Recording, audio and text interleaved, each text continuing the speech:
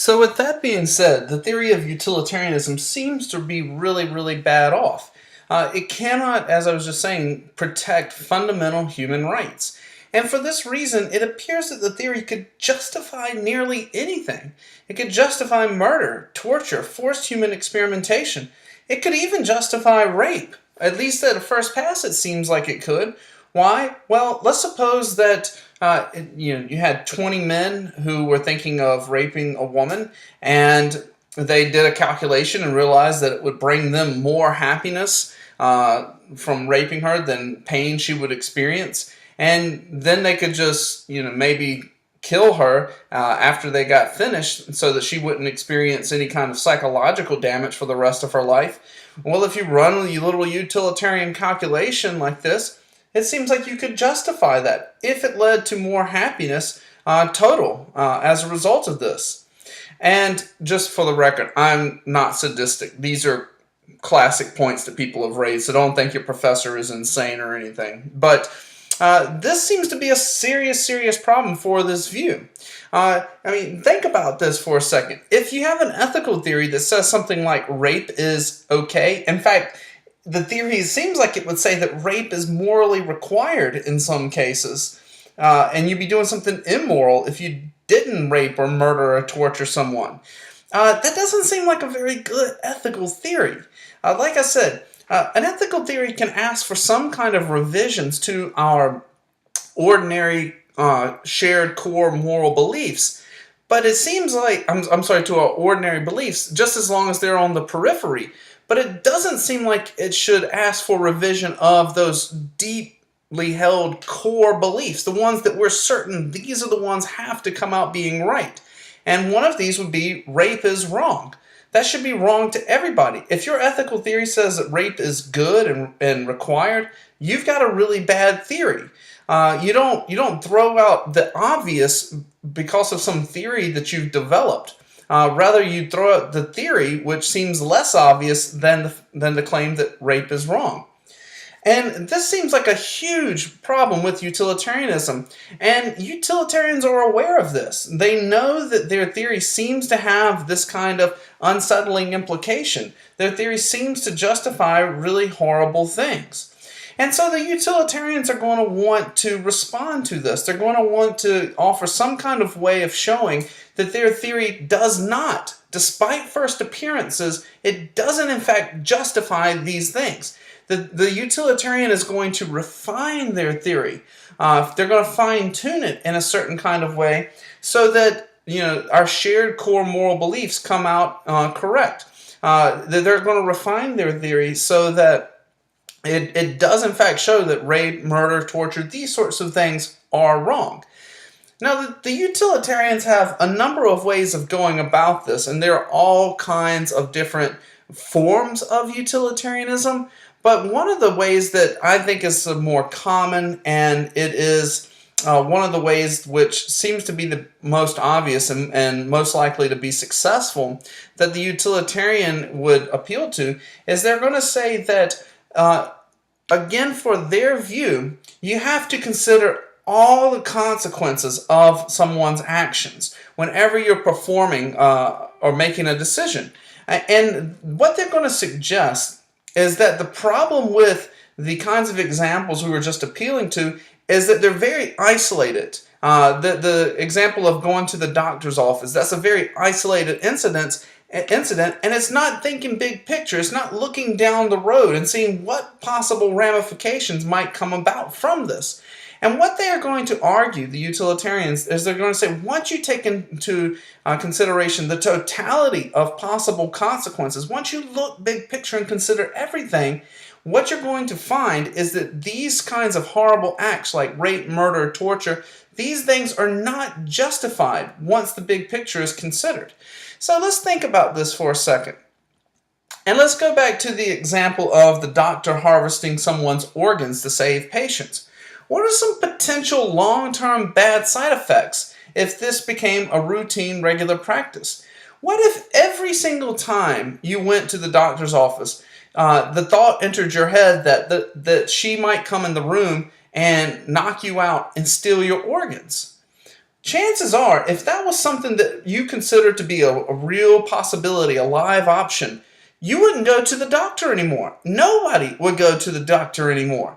And if nobody went to the doctor anymore, that would create all kinds of negative side effects. It would lead to people not getting treatments when they needed them.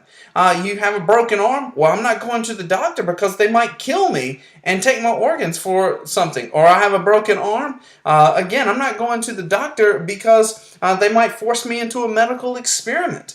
You could have the bone popping out of your arm and you'd be saying, oh, it's fine, there's nothing wrong with me, just, pour some tussin on it. It'll be okay. Nobody would go to the doctor. And so people would be experiencing all kinds of pain and suffering because they were afraid to go get their treatment. Not only that, there would be all kinds of spread of infectious diseases. Do you know who actually stops the spread of infectious diseases? That's right, doctors. They're the ones who do it. They isolate a disease when they can find it. They quarantine people. They develop cures for them. And so if nobody trusted their doctor, diseases would be being spread. People would be suffering. People would have the flu and not going to their doctor. And so what the utilitarian is going to say is there has to be a strong level of trust between patient and doctor, and people have to assume and just take for granted that their doctors aren't going to kill them just because they could use their organs to save somebody else's lives. Because if people didn't have that kind of extreme confidence and trust in their doctors, nobody would ever go. And that would be much worse off in the long run. And so this is the way the utilitarian is going to fire back to this kind of thought experiment. And, we go back to the example I gave of the Tuskegee syphilis experiment. And here, just like before, you might want to consider what are some of the bad consequences of this type of experiment. And the truth is there were a host of bad consequences that fell about from this. I mean, there's just the obvious that it hurt the victims of this forced medical experimentation. People suffered needlessly from this terrible disease. Not only that, but you had people watching their family members suffer away from this. Especially, they suffered even more once it was revealed and they learned that they had been lied to. I mean, think about that. You find out that your grandmother or your mom or your aunt or your uncle or brother or sister has been lied to and manipulated by the medical community and the government, in fact, in this particular scenario. And that would create all kinds of distrust amongst people in this area and people broader in the United States. All kinds of distrust between African Americans and the government and the medical community. Now, not only that, but you had the disease spread from people who had it to people who didn't, which also led to more overall unhappiness. And so you see here that what a utilitarian is going to say is that when you think big picture, when you consider everything, you couldn't justify this sort of thing. You couldn't justify lying to and manipulating people into a medical experiment, not once you took into account all of the consequences. So what a utilitarian would say is the Tuskegee syphilis experiment, even though people tried to justify it on utilitarian grounds, they weren't very good utilitarian grounds. They weren't thinking like a good utilitarian. For had they been thinking like a good utilitarian, they would never have gone along with this type of experiment. They would never have forced people into this. So I want to also go back and talk about what a utilitarian would say when it came to excessive and unfair punishments. And we can say something very similar here. If you recall, it seemed like the theory of utilitarianism could justify excessive punishments or punishing the innocent. And what I think a utilitarian would say in response to this kind of worry is just this, is to say, once you consider the big picture, the theory of utilitarianism doesn't lead to justifying these kinds of unfair, excessive punishments or punishing the innocent. Why? Because if we lived in a world where there were unfair punishments, if we lived in a world where people were just punished excessively for a crime, or where the innocent were punished, that would just lead to all kinds of bad consequences. I mean, there would be civil unrest. I don't think anybody would want to live in a world where you could be executed for jaywalking, or you could have your tongue cut out for lying. People would revolt against that. Not only that, but it might lead to lack of participation in society. Why do I say that? Well, if you got a ticket, let's say you spent 5 years in prison for a minor driving infraction. I mean, nobody would probably drive. And if people couldn't drive, people couldn't get to work. Not only that, but goods that we get, like groceries and other kinds of goods, those things get delivered by people who drive vehicles, truck drivers. Well, they're probably not going to be driving either if you have these kinds of excessive punishments in place. And so what you'd have is an overall lack of participation in society. People would revolt against this sort of thing. And so what the utilitarian is going to say is that these kinds of excessive punishments, punishing the innocent, they're just a terrible idea for utilitarian reasons. Because if you had these kinds of excessive punishments, nobody would be happy as a result. It would produce more pain and suffering in the world. Well, hopefully you can see, based on what we've said, is that the utilitarian does seem to have a response to these kinds of objections. Remember, the kinds of objections we've been talking about is just this, is that the utilitarian point of view, the principle of utility, it seems to justify horrible, horrible things. And what the utilitarian says in response is, no, no, no, no, no, it doesn't justify these horrible things once you think big picture. Once you consider the long-term effects of your actions, these kinds of horrible, immoral things would not be justified. Now, this is the way I think a lot of utilitarians respond. And like I said earlier, I think this is one of the more promising kinds of responses. But the question is, does it actually work? I mean, at a first pass, this seems to work. This doesn't seem like a bad thing. I mean, a bad thought that the utilitarian has. They're saying, hey, consider the big picture. You couldn't justify these horrible, immoral things. But is that right? Is the utilitarian's response right? Does it actually work? I have to confess, I'm not so certain that it does. I think there's some problems here with the utilitarian's response. Now, I would say that for the most part, they're probably right, that once you consider the big, picture, you thought long term, these kinds of immoral actions wouldn't be justified. But maybe there could be isolated pockets where that's not the case. Maybe there could be isolated pockets where you could justify, you could consider the big picture and still be able to justify horrible, immoral things.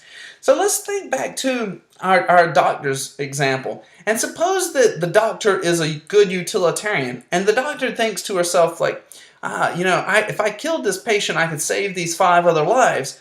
But if I did this would create all kinds of distrust between patient and doctor, and that would lead to more overall bad consequences. But the doctor thinks, yeah, but what if I could get away with it just this once? What if the doctor knows that she could come in the room and she could maybe give you a shot and lie to you and deceive you and give you a shot and tell you something like, oh, this is for your tetanus booster, and put you to sleep, though, and then harvest your organs and then just cover it up and lie about it. What if she could decide to do something like this? Her solution is basically just to be a very good murderer. If you're a good enough murderer, if you can get away with it, if you could deceive everyone about the act, then you could actually kill this one person and save 5 lives. And then you wouldn't have these problems that we were referring to earlier, that by killing your patient, it would lead to distrust in the medical community. The doctor is able to avoid that complication because she just was able to cover up what she did. Maybe she could fake the medical chart so that it looked like you had a brain aneurysm and died on the spot. Maybe the doctor could do something like that. And then no one would ever be the wiser. She could get away with it, you'd be dead, the 5 people would be saved, and there wouldn't be this kind of distrust between patient and doctor. And she knew just in this one particular instance she could do it and get away with it. But then the rest of her time, she never tries this again. Now, this is extremely unlikely, extremely implausible, I have to admit, but it's at least a theoretical possibility. And so the utilitarian, I want to be very clear about how this conversation is going. what we said is that their view seems to justify immoral things. They fired back and said, not once you consider the big picture. But here's the big question is, could there not be cases where you could consider the big picture and still justify something that's totally immoral? And it seems like the utilitarian has to concede that yes, that is a possibility. What they're going to say is that's not very likely, that wouldn't happen very often. But the problem is, it could happen at some point. It could happen that it would be moral. It would be obligated of you to murder or torture or experiment on someone. And just these little bitty isolated pockets. And so I think this is a problem that the utilitarian at the end of the day can't escape, is that they cannot really and truly justify inalienable rights. Basically what their view can do is it can justify rights for the most part, but not always. And that's a really unsettling view. Furthermore, and this is a second line of attack against the utilitarian, and I think it's worth considering, is that even if we could concede, let's just, for the sake of argument, say, yeah, the utilitarian can protect rights. Let's just agree to that for the time being. The question is, do they protect rights for the right kind of reason? I mean, think about that. Why, according to the utilitarian point of view, shouldn't you murder someone else? Why is it wrong to murder someone? Well, for the utilitarian, it's wrong to murder someone because it doesn't produce the most amount of happiness in the world for everybody. But think about that. Is that the right kind of reason to have for not murdering someone or not harvesting their organ? Why is it wrong to force people into medical experiments for the utilitarian? Well, because it doesn't produce the most total happiness. Or why is it wrong to, kill someone and take their organs? Because it doesn't produce the most total happiness. And the question I want you to ask yourself is that really the fundamental reason why it's wrong to murder someone?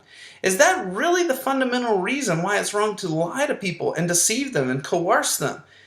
And the answer to that seems no. It seems like the reason it's wrong to murder someone is not because of how it affects the rest of society. That's certainly something worthy of consideration, but the fundamental reason it's wrong to kill someone is because of how it affects the victim. It's because, we just go back to this simple way of putting it, but it's because you just don't do that to people. They deserve to be treated with more respect and dignity than that. You don't lie and coerce people because they deserve better. And it's, regardless of any kind of consequences it might produce, is that the individual victim should not be treated this way.